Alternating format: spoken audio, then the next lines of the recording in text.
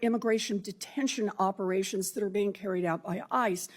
On Sunday night, the president threatened to deploy ICE agents to other cities around the country that he sees as, quote, the core of the Democrat power center, end quote, specifically mentioning Chicago and New York.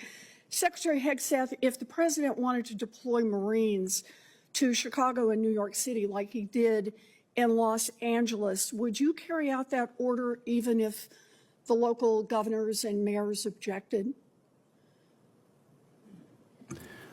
Well, Senator, because Governor Newsom was unwilling to address that's not protecting federal law enforcement agents in Los Angeles, President Trump had all the authorities, and the Defense Department happily supported defending our ICE agents in the conduct of their job. They have the right, as Americans, to be able to do their job without being attacked by mobs. And we will protect them in that process. And if other states needed it, we would provide that. I know that you heard my question. So you would be willing to send troops if the president ordered it to Chicago, New York City? That's right. Well, thankfully, New York City, unlike California, unlike Gavin Newsom, is willing to step up and address the issue with their local law enforcement. I will take that as a yes. How about if the president says he wants to send troops to 15 cities? Would you be willing to do that? Senator, I don't accept your hypothetical because it's That's a hypothetical. Not a real That's one. the question. You're the Secretary of Defense. Would you send troops to 15 cities if the president said do it? Would you do it? 15 cities. Again, Senator, it's a complete hypothetical lacking any context Look, at all. You're the Secretary and I refuse of to Defense. box myself in based on questioning on a hypothetical. But you're here asking for $1 trillion, and I want to know how you're going to spend it. And so my question is, if Donald Trump tells you to send troops to 15 American cities, are you going to spend the money and send the troops? Thankfully, we're spending money on securing our southern border, a way the previous administration abandoned and allowed 21 million illegals to enter our country. So defending our homeland is a real serious priority under this administration, and we're doing it. I understand the question about defense. Secretary Hegseth, about 4,000 National Guard troops and 700 Marines have been sent to L.A. Is there a number of troops deployed to American cities over the objections of governors and mayors at which you would be concerned that we are undermining our national defense? Senator, we've spent 2 decades guarding other people's borders. We think at the Defense Department it's about time we shore up ours.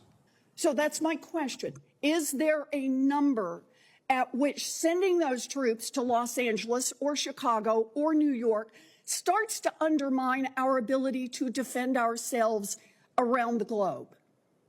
Is there a number?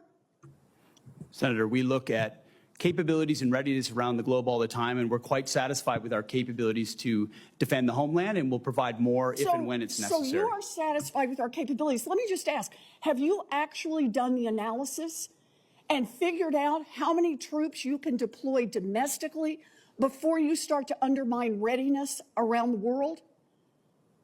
Have you done that analysis? Yes, ma'am. Then would you let the rest of us in on it? We are the Senate Armed Services Committee, and you're here to ask for $1 trillion. What's the number? We've got contingencies and plans for any number of capabilities should governors be unable, as Gavin Newsom has been, to actually secure his own federal agents in their cities. How many troops can you deploy domestically before you start to cut into our readiness internationally?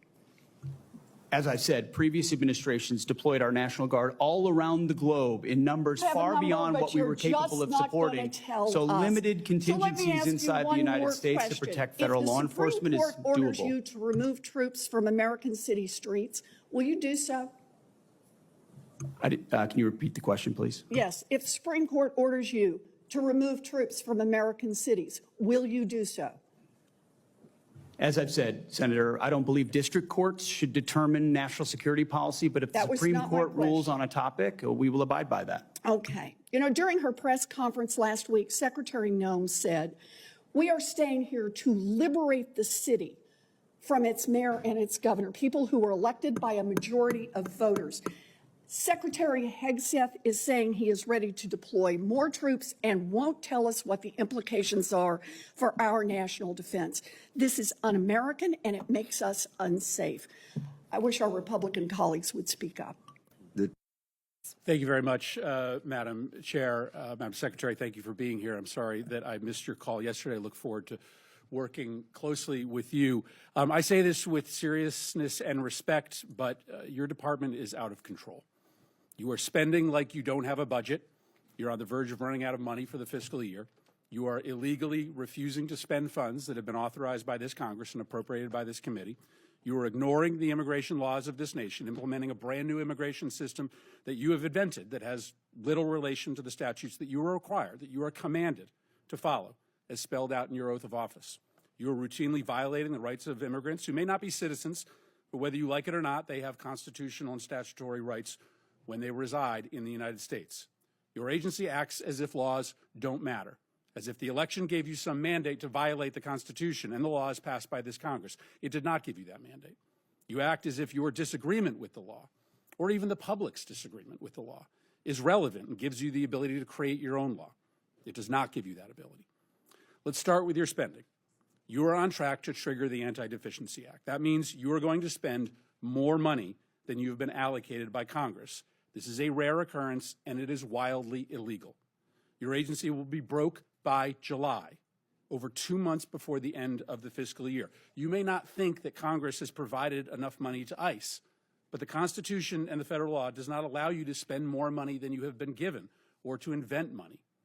And this obsession with spending at the border, as the chairwoman mentioned, has left the country unprotected elsewhere.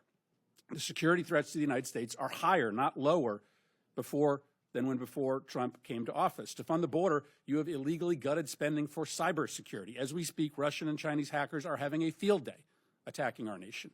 You've withdrawn funds for disaster prevention. Storms are going to kill more people in this country because of your illegal withholding of these funds. Your myopia about the border, fueled by President Trump's prejudice against people who speak a different language, has shattered many of this country's most important defenses. Now let's talk about the impoundments. When Congress appropriates funds for a specific purpose, the administration has no discretion as to whether to spend or not spend that money unless you go through a very specific process with this committee. Let me give you two of many instances of this illegal impoundment. The first is the Shelter and Services Program. Senator Britt may want to zero that account out, but that account is funded, and it was funded in a bipartisan way. You don't like the program. Your policy is to treat migrants badly. I think that's abhorrent, but it doesn't matter that you don't like the program. You cannot cancel spending in this program, and you cannot use the funds as you have to fund other things, like ICE. You have also canceled citizenship and integration grants, which help lawful permanent residents become citizens, helping them take the citizenship test. I know your goal is to try to make life as hard as possible for immigrants, but that goal is not broadly shared by the American public. That's why Congress, in a bipartisan way, for decades, has funded this program to help immigrants in this country become citizens. Now let's talk about why encounters at the southern border are down so much. This is clearly going to be your primary talking point today. You will tell us that it represents a success. But the primary reason why encounters are down is because you are brazenly violating the law every hour of every day. You are refusing to allow people showing up at the southern border to apply for asylum. I acknowledge that you don't believe that people should be able to apply for asylum, but you don't get to choose that.